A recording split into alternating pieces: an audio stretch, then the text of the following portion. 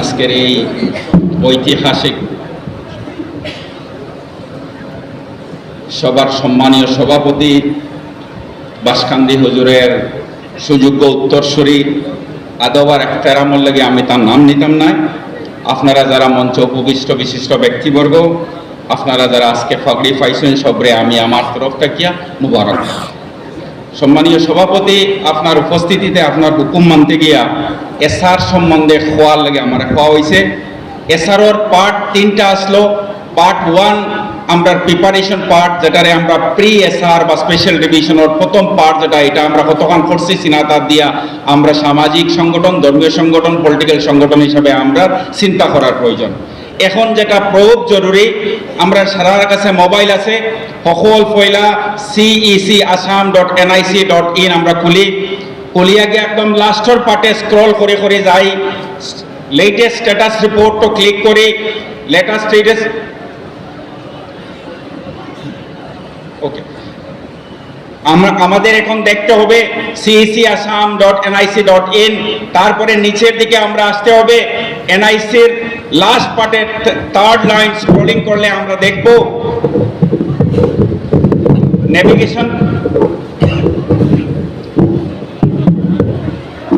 নেভিগেশনের column number 3 তে latest status report. এই status রিপোর্টের প্রথম দায়িত্ব আমাদের কাছে forms 5 form already generated. Form number 9 rule 15 and 16 এর মধ্যে আপনারা দেখতে হবে কোন কোন মানুষ আমরা ইনক্লুশনের জন্য অ্যাপ্লাই করেছি। এই ফর্মটা ইমিডিয়েটলি আমাদের মসজিদ কমিটি হোক, হালকা কমিটি হোক, ইমাম কমিটি হোক, জমিয়ত হোক, নদওয়া হোক, আহলে সুন্নাত হোক, এই কমিটি হিসাবে আমাদের এই ফর্ম ডাউনলোড করে আমাদের মোবাইলে রাখতে হবে এবং প্রিন্ট আউট নিয়ে আমাদের দেখতে হবে যে ইনক্লুশনের জন্য আমরা দিয়েছিলাম এই ইনক্লুশনের কারেকশনের ফর্মটা আমাদের কিছু করার আছে কি। 2 নম্বর ফর্ম 10, যেখানে অবজেকশন, এই অবজেকশনের জন্য আমাদের সবচেয়ে বেশি হয়রানি হতে হবে। অলরেডি আমাদের হিয়ারিং এর সময় আমরা যে দায়িত্ব পালন করার কথা ছিল, আমি মনে করি সামাজিক কর্মী হিসাবে আমরা এই দায়িত্ব পালন করি নাই।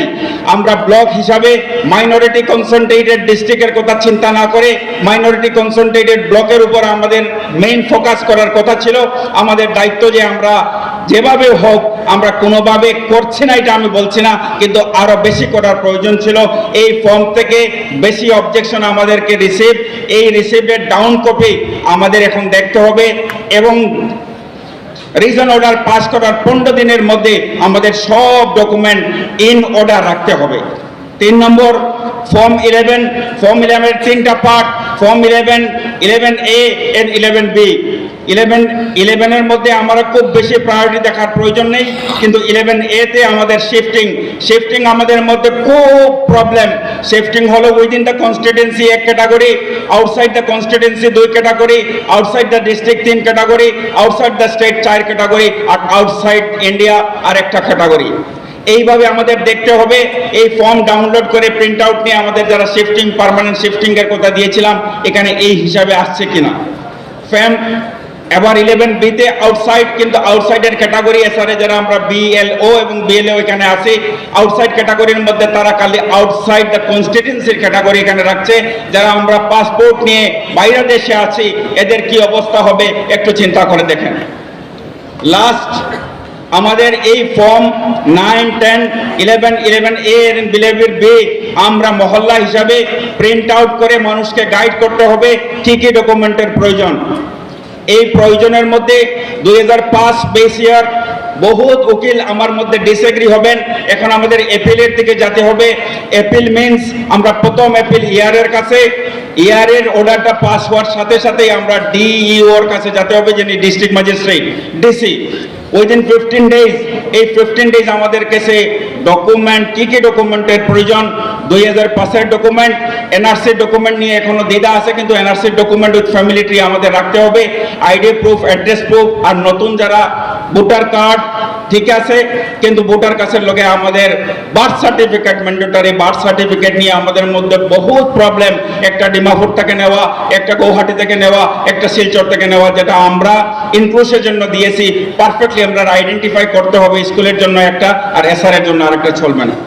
এখন আমাদের মধ্যে মাত্র 15 দিনের টাইম। এই 15 ডেজের মধ্যে আমাদেরকে ডকুমেন্ট রাখতে হবে। কার ডকুমেন্ট রাখার প্রয়োজন, বিশেষ করে মহিলাদের জন্য কোন মহিলা যদি বিয়ার সূত্রে উনি শিফটেড হয়ে উইদিন দ্য কনস্টিটিউয়েন্সি চলে গেছেন, লিঙ্ক সার্টিফিকেটের ক্ষেত্রে আপনারা এক ডকুমেন্ট নিতে পারেন, পঞ্চায়েতের সার্টিফিকেট কিন্তু অসুখ চক্র ছাড়া। আর 2 আপনার ভোটার আইডি, 3 স্কুলের ডকুমেন্ট, আর 4 2005-এর সাথে মা বা বাবার লিঙ্কের ডকুমেন্ট। এগুলা ইন অর্ডার যদি না রাখি, আমরা আজকে থেকে মাত্র 14 দিনের টাইম, 10 তারিখে ফাইনাল ভোটার লিস্ট পাবলিশ হবে।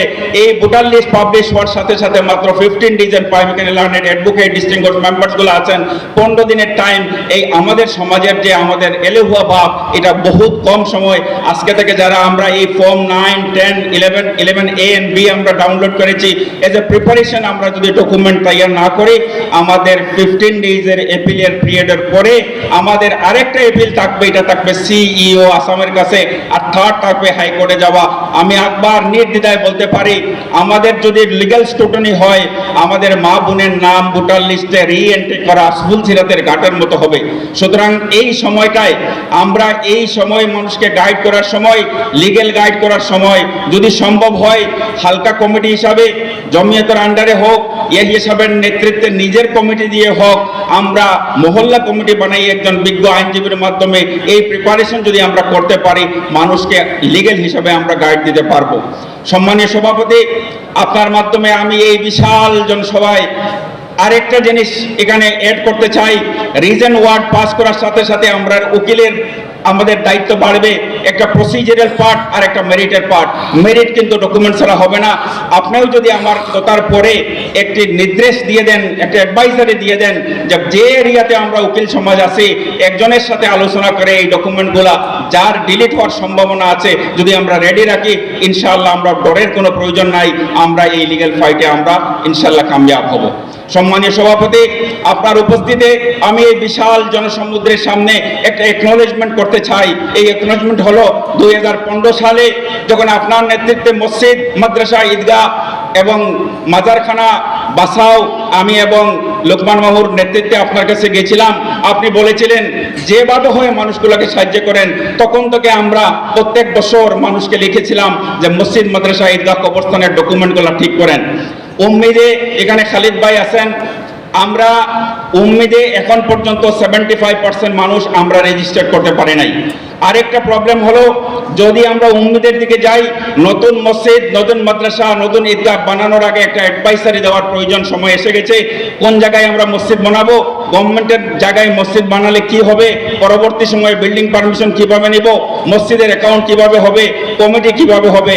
কারণ এই ওয়াকেফ অ্যাক্টে আমাদেরকে একটু লুপিংয়ের জায়গা রেখে দিয়েছে, কাকে আমরা হোল্ড করব। যদি আমরা বাস মিস হয়ে গেছে, এরপরেও আমি বলছি নতুন হিসাবে উম্মিদের কথা চিন্তা না করে মসজিদ, মাদ্রাসা, ঈদগাহ, কবরস্থানের জন্য নতুন ডকুমেন্ট চেক আপনার নেতৃত্বে 2015 সালে হয়েছিল। এই মুহিম, এই কারওয়াই, এই এক্সারসাইজ যদি আবার আমরা না শুরু করি, 2027-এর পরে আরেক বিপদ আসার সম্ভাবনা আছে। আর যদি মসজিদ কমিটি এখন থেকে হাই রাইজ বিল্ডিং এর পারমিশন না নেন, বিশেষ করে ন্যাশনাল হাইওয়ের সাথে সাথে যেগুলো বিল্ডিং আছে, অ্যাকাউন্ট যদি সুন্দরভাবে সুস্থভাবে না হয়, ম্যানেজমেন্ট কমিটির দায়বদ্ধতা সম্বন্ধে আপনারা আরেকবার লিগ্যাল কনসালটেশনের প্রয়োজনের সময় এসে গেছে।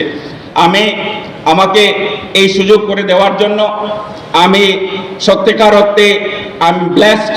আমি আবারই আমি আপনার কাছে দোয়া চেয়ে আমি বিদায় নিচ্ছি। যদি কোনো এরপরেও আমি সাধারণ উকিল হিসাবে, আপনার ব্যক্তিগত যে 17-18 জন উকিল এখানে কাজ করতেছেন, আমাদের কোনো সাহায্যের প্রয়োজন হয়, আপনি হুকুম করেছিলেন রাত্রের মধ্যে।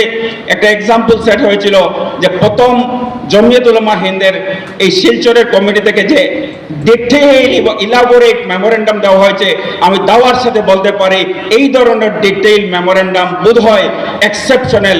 এটা যদি কম্পেয়ার করা যায়, এটা নাম্বার 1 হবে। সম্মানীয় সভাপতি, আপনি আমাকে এই সুযোগ করে দেওয়ার জন্য আপনার কাছে আমি আবারই ইনশাআল্লাহ এই পবিত্র মাটিতে বাসকান্দি হুজুরদের পা যে মাটিতে রেখেছিল, আপনি আমাকে ডেকে আনে যে সম্মান দিয়েছেন, এই সুযোগ দিয়েছেন, এটার জন্য আমি চিরঋণী থাকবো। জাযাকুমুল্লাহ খায়র।